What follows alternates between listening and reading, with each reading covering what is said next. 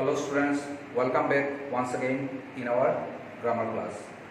So in our last two videos, I have shared about present tense and past tense. Those are the various forms of present tense and past tense you have known. Now here today in this video, I would like to say about future tense. So as I said earlier, every tense is categorized into four forms. So same way in our future tense also we have four forms. Now let us see what are those. First, simple future tense. In our simple future tense, what is the structure from which we are going to construct a sentence? So here the structure we have to follow is subject plus your auxiliary verb should be either shall or will plus main verb should be in verb 1 form. So dear student, with this, what example can we write? Suppose, let's say, I shall eat. Okay, I shall eat, or I shall eat a mango. Let us say I shall eat a mango. So dear student, what kind of action goes under simple future tense? The action, okay, the action which is to be done in nearby future, which is to be done in nearby future. It is not certain, okay. That means such kind of sentence goes under simple future tense. And the formula is this. That means the structure is this. Now next comes future continuous tense.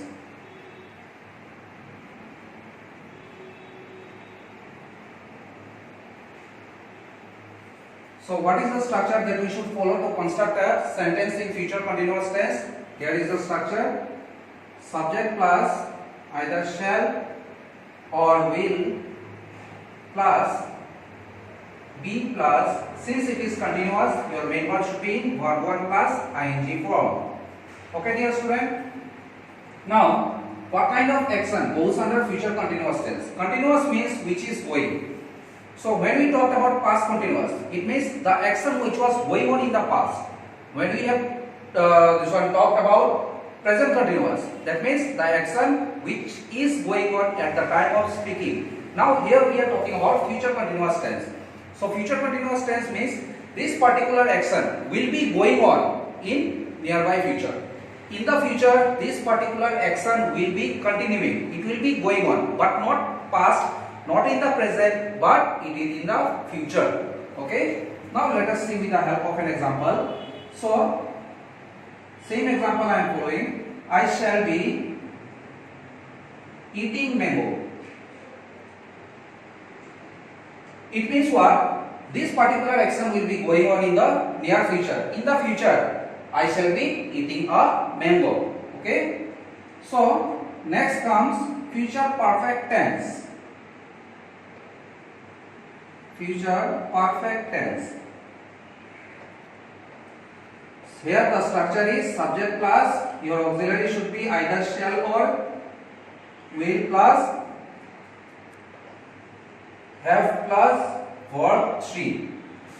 So sentence it will be I shall have eaten a mango. It means what dear student? The action which will have completed in the future. Okay, this particular action, it has not started yet, but in the nearby future it will be started, and also it will be completed in a fixed time in future. जो action future में start होगा, start होने के बाद कोई एक particular time में वो जाके खत्म हो जाएगा. That particular action will end in nearby future at a fixed time.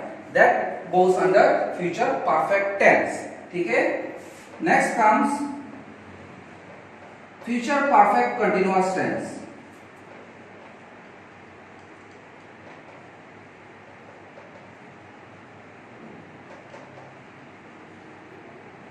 Formula we should follow: subject plus shall or will plus have plus, since it is perfect continuous you have to add been plus main verb should be in verb 1 ing form.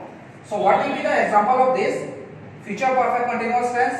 Subject plus shall or will plus have plus being plus verb 1 ing. I shall have been eating a mango. It means what? This particular action, the action under this tense, it will be started in the future, okay, and also will be continuing for a period of time.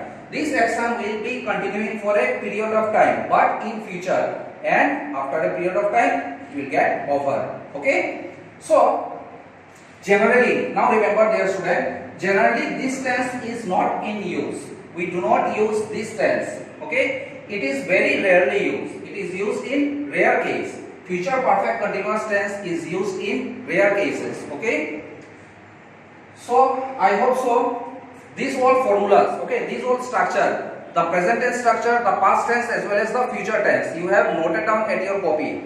I want you all to go through all those structures. If you know the structure, you can construct the sentence, okay. But if you don't know the structure, it will be very difficult for you all to construct a sentence in different tenses, okay. I hope so I could help you in to make you understand the concept of tense. Thank you.